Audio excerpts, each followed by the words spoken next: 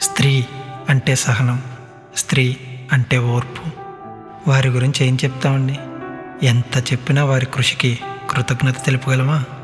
మనం లేవకముందే ఆమె లేస్తుంది, మనం లేచేలోపే వండి పెడుతుంది, మన పనులన్నీ ఆమె చూస్తుంది, మన బాధ్యతల్లో పాలు పంచుకుంటుంది, ఎక్కడున్నా మన క్షేమమే కోరుకుంటుంది.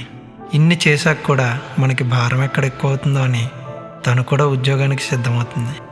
అటువంటి స్త్రీని మనం అన్ని చోట్ల అవమానిస్తున్నాం, వాళ్ళని అనుమానిస్తున్నాం. వాళ్ళు ఏం చేసినా తప్పే. ఒక స్త్రీ నిల్చుంటే తప్పు, కూర్చుంటే తప్పు, చూస్తే తప్పు, నవ్వితే తప్పు, బయటికి వెళ్తే కూడా తప్పు, చివరికి గట్టిగా మాట్లాడినా తప్పే. ఒక స్త్రీ విలువ తెలియాలంటే స్త్రీ లేని ఇంటికి వెళ్ళి చూడండి. స్త్రీ లేకపోతే ఆ ఇంటికి శుభ్రం లేదు, స్త్రీ లేకపోతే ఆ ఇంటికి వెలిగే లేదు. ఇన్ని చేసే స్త్రీ మన నుంచి ఏం ఆశిస్తుందండి? కూసింత ప్రేమ, ఓ కాస్త గౌరవం.